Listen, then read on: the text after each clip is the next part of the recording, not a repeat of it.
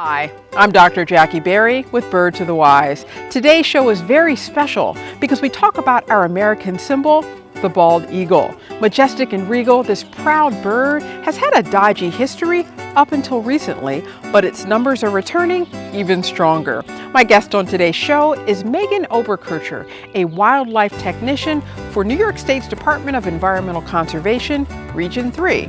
Megan has the dream job of working with and interacting with birds and other wild species on a daily basis.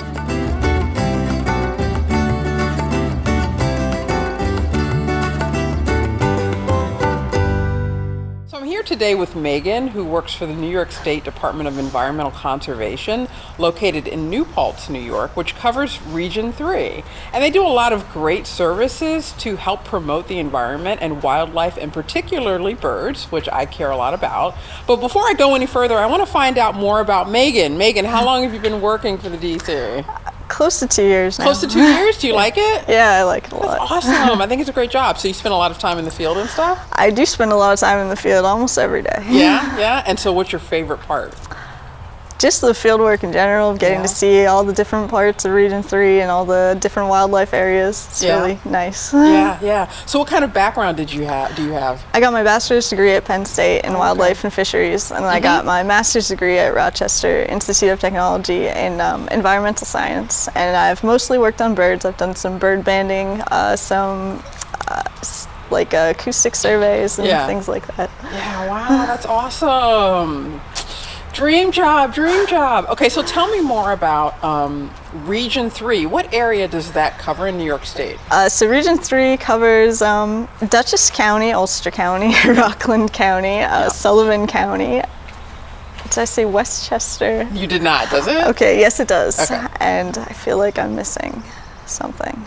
Orange County. And Orange County. Yes. Okay.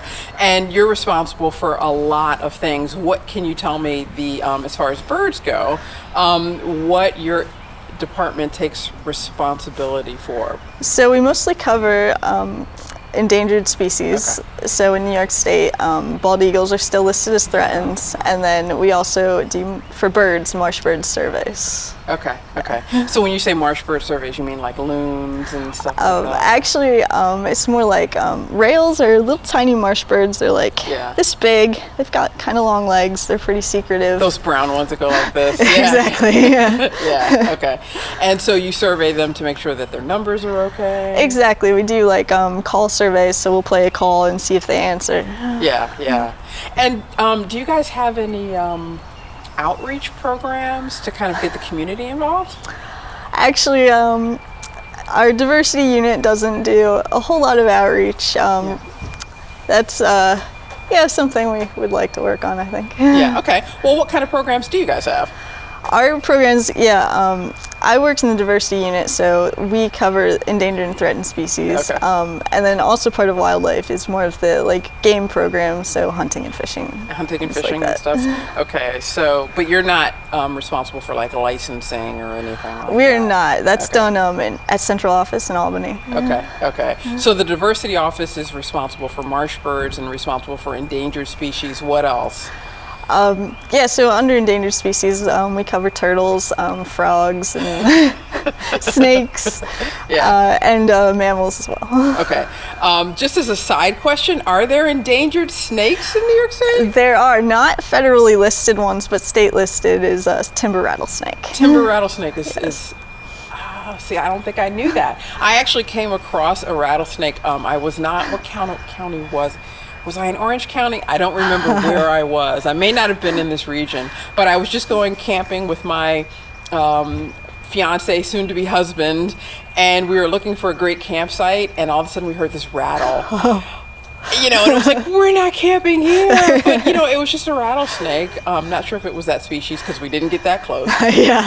Sunning itself on a rock, and we were like, this is great. I mean, it was nice, but back then, there weren't like pictures on your phone and stuff like that. But it was a really cool experience. Yeah. Megan clearly takes her work seriously and seems to really enjoy what she does for a living. But what about her work with bald eagles? In this next segment, we get into the heart of the matter. What about the bald eagles and how are they doing in general and in New York State? The good news is they're on the rise. It's great to hear. So now I want to dive right into some of the stuff that you guys do with birds, and particularly bald eagles. Right. Bald eagles are so important. They're our American symbol. And I think it's our job, it's our responsibility, from the biggest person to the regular citizen, to just do their part to kind of get the numbers back up. So talk to me about, obviously there has been a decline in the recent past. What kind of numbers are we talking about, and what are bald eagle populations like now? Okay, so bald eagle numbers. So in 1970, there was actually only one active nest in New York State. And since then, numbers... Where in New York State was it? I'm actually not sure. Okay. But, so this was 50 years ago. Right. Almost 49 years ago, there was one active bald eagle nest in New York State. Okay, I'm listening. Go ahead. I didn't know it was that bad. And then it has improved quite a bit. Yeah. So last year in 2017, there were 362 active nests throughout the state. 362. That's right. And can you tell me, has the growth been kind of linear, or has it been in fits and starts? Actually, it's been pretty linear. It increases by about 10% every year. Okay, so you've got 362 active in New York State. Right. And how many are in Region 3? In Region 3, we have over 100. Over 100? Yeah. Okay. So can you tell me, are there like nest cams and stuff that people can use to watch the ones we have in New York State or in Region 3? I think Cornell actually does have a nest cam that you can look at. Yeah. Okay. What is the website that people would go to find that? Do you know? If you just search the Cornell like bird lab, you should be able to find it. Yeah, they do a lot of great stuff. They do, great stuff. Okay, so 362, and do you happen to know, is that where numbers were in the past before the decline? Like, are we still on the upshoot? We actually have more active nests than they believe there were in like the 1800s. I think. Are you serious? Yeah. Really? That's so awesome. So how many do they estimate there were then? About 90, I think, around that in number. New York State? Yeah. Okay. And so we have 4 times that now. Right. Oh, that's amazing.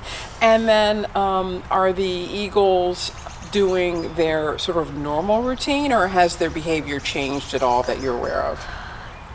It hasn't changed so much. It really depends on the pair. Some of them have really become accustomed to people and don't seem to mind our presence, and others are kind of more shy, I guess. Yeah, okay.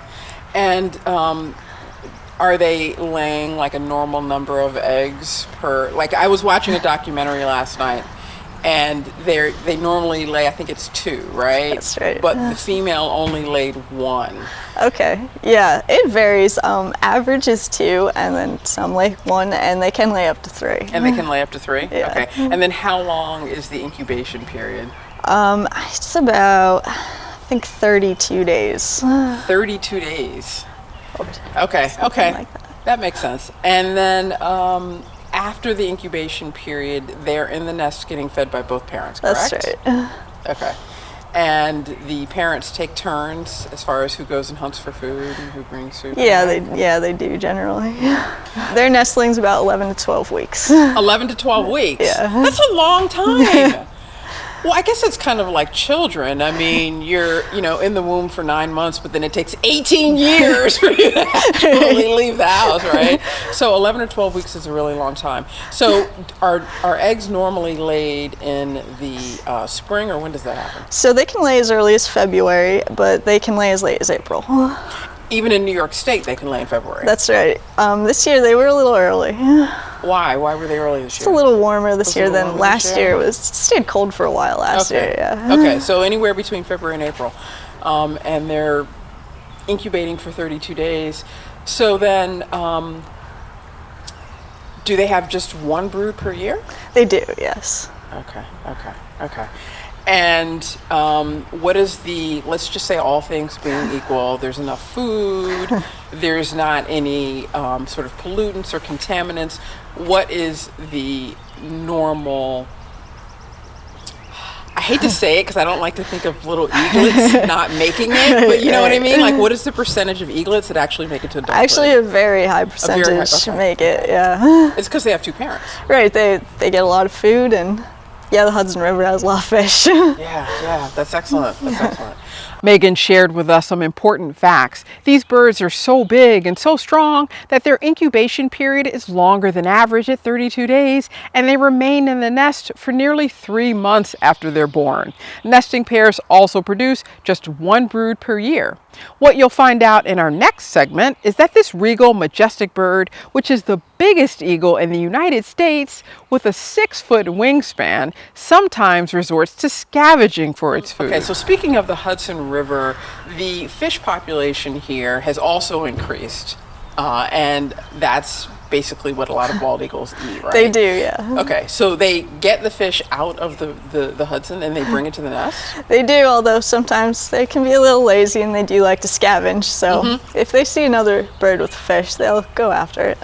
Yeah, well, that's stealing. That's not scavenging, that's stealing. Yeah, if they see like a carcass too, they'll take food from there. Okay, so just making sure that people know the differences between eagles and other birds of prey. What's the average size of an eagle, bald eagle? So bald eagles are the largest raptor in the U.S. They're bigger than golden eagles. I believe their wingspan is like 4 to 6 feet. 4 to 6 feet? I think so. Wow. I mean, I knew it was big, but I don't think I actually had a number on it, which is why I was asking you. Because a lot of people don't realize how big they are. They're big birds. And if they're on the ground or in a tree, how high up are they? Ooh, I'm not certain of that. Yeah, okay. So, you know, but I mean, something that would correspond to having a 6-foot wingspan almost. Right. Any idea how much they weigh? They actually don't weigh that much, just a few pounds. Just a few pounds? Or less than 10. Less than 10 pounds? Okay. That's quite a bit. So, when the eaglets are in the nests, just to further differentiate them from other birds of prey, the eagles don't regurgitate like, say, an owl might, correct? They'll rip off pieces of fish and feed it to the nestlings. Okay, so they'll rip off actual raw pieces and give it to their nestlings as opposed to partially digesting it first. Right. Okay. And then how many fish does one eaglet eat in, let's say, a week? Jeez, I'm not sure of the number, but they do eat a lot of fish. They eat a lot of fish. Well, they have to in order to grow. Right. And what's the primary fish in their diet? Ooh, they eat a lot of catfish, actually. A lot of catfish? I like catfish. They fry it first? No, I'm just kidding. Just kidding. Okay. So then 11 to 12 weeks, and that's when they take their maiden voyage? They will stay with their parents a little bit after that. After they fledge, they stay with their parents for 4 to 6 weeks. They continue to get food from them as they kind of learn to feed themselves. Okay. So in the end, it could be up to 6 months that they end up staying with the parents after they actually hatch. Yeah. Okay. So then once they are on their own, what do? Do they go and set up their own nest site? Or I guess I should start by asking you, how big is an eagle territory? So the eagle territories are about a mile, like diameter. Okay. And how much of their territory do they cover in, let's say, a day or a week? I'm not sure of that, yeah. Okay. But it's a lot, probably, right? And they guard their territory? I think the males guard their territory? They'll both actually will guard it, Okay. and especially from like other raptors, like osprey. And, Yeah. Okay. Do they eat ground animals? They will eat some muskrats, yeah. Some muskrats. So then if I let my son's guinea pig outside, I guess they would eat that. Potentially. Probably, right? Interesting. I mean, I guess all raptors are going to be willing to eat small creatures. Right, But whatever's muskrats, easy. Yeah, whatever's easy. Muskrats are right on the shore, so that makes sense. Okay, and so then I guess when they end up fledging and they're on their own, do they find their own territory so that they're not in the territory with their parents? Some of them stick around for a little while in their parents' territory. Usually they move off eventually. Okay. And they take a while to fully mature. after they leave their parents, they don't have their white heads yet. They're still all brown, and it takes years for them to get that white head and look like a mature adult. Something I didn't know before this was that after a lengthy incubation and nesting period, bald eagles take even longer to reach maturity. Those big white heads that distinguish them, those aren't present for another 3 to 5 years. So you could see a juvenile and not know it was an eagle, a right. bald eagle. Oh, that's kind of amazing. So they kind of hang around, and I'm assuming the parents recognize that that's their offspring and don't kick them out of the territory? I think eventually they do, because they don't like to share their food. Yeah, that makes sense. Humans are the only species that take their kids back, right? Okay. Okay, so they find their own territory. So then if you have 362 nesting pairs and each covers roughly a mile, there's not a lot of overlap. It depends on the pair. Some of them are actually pretty tolerant of other pairs. It also depends on the amount of food that's there. If there's more food, they're more tolerant of each other. If there's less food, their territories might actually be a little more than a mile. Well, okay, that makes sense. It's got to be resource based, right? No one wants to be fighting for food too much. Okay, so specific to the Hudson River Valley, are there issues that are facing bald eagles here that are not facing bald eagles in the rest of the country? Right, so the issues in the Hudson Valley specifically are really development. The Hudson Valley is developing very quickly, more than the rest of the state is, and of course when you build things, there's not trees for them to nest in. Right, that's exactly right. It's the population here is growing because it's a great place to live. But that's true, right? Like, I mean, if you have to cut down trees in order to build homes, that's kind of what's going to happen. They're not going to have a place to live. Megan makes an important point here. We often think of climate change, the use of plastic, pollution, and other problems as dangerous for eagles and other birds. However, she reminds us here that just human population growth in general threatens bald eagle habitats. How high off the ground are their nests, speaking of trees? And what's their favorite tree? So they especially like white pines. That seems to be one that they favor. They also like sycamores. Those two, almost all the nests are in those two types of trees. White pines and sycamores. Yeah, and they will usually choose the tallest one in the area, and they'll build it about 3/4 up the tree. Any particular reason why they like those two trees? They grow very tall, and they're close to water. Close to water? Okay. I did not realize that this population in our area was growing that much faster than the rest of the country, but that's kind of amazing. So we've got 362 nesting pairs. What are our goals for the fact that it's so much better than it used to be 100 or 200 years ago is fantastic, but do we have goals in terms of where we could be in terms of numbers? Right, so right now we're pretty happy with the population. It's continuing to grow. It's what we want to see. So right now we're really monitoring the nests that we have, and we continue to search out for new nests. So a lot of people report nests to us, and we'll go and check them out. And we have a whole database that says where all the nests are, so we know where they are, and we keep track of them. What's the hotline if someone wanted to report a nest? So you can call, if you want to report a nest, you can call the wildlife line with DC, and it's 845-256-3098. 3098. Okay, and then the database, what's the, you can just do a search on the website? So actually the database isn't public information, because we don't want people to necessarily know exactly where the nests are. That's a good point, because they might tamper, or not even tamper, they might just be curious and mess something up accidentally. Right. So that's actually a really good point. That's a really good point. Okay, so my last question is, what can the common man do? Let's say I'm average Joe. I get up, I go to work, I pay my taxes, I come home, I eat dinner, I watch TV, I go to bed, I do my recycling, I drive a fuel efficient car. What besides that can the common man do to help our American symbol, the bald eagle? So one of the most important things you can do to help bald eagles is just to spread the word that during nesting season, which is January to September, that if you know where a nest is, that you should not get too close. It's fine to look at the nest, but you should try to stay at least 330 feet away, and just if they seem agitated, move a little farther back. And if you see people too close to a nest, let them know that it's fine to look at it. Just Just make sure they're not upset about it. Yeah, yeah. Well, what else could people do? I mean, I feel like rather than cutting down trees to make new homes, they could buy existing homes. Right? Yeah. Or put an addition on their current home. Anything else they can do other than, like, you know, not directly interacting with the birds in their daily lives? Right, so you can support conservation organizations that support birds, like Audubon is a great one. Yep. The Cornell Ornithology Lab is another really good one that's specific to New York State. Yep. Yeah, they do a fantastic job. They do. Yeah. Okay, well, thank you so much, Megan. Wonderful working with you and talking to you, and I really envy what you get to do with birds and with wildlife. Thank you so much for talking to me. Thank you. Before closing this episode, I'd like to end with some interesting facts you may or may not have known about bald eagles. First, they're not really bald.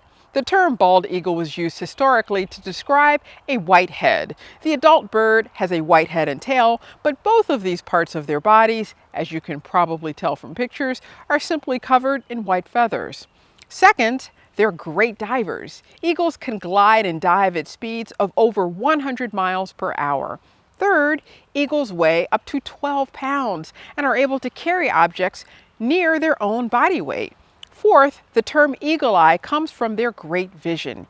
Eagles have keen vision that is 6 times sharper than that of a human being.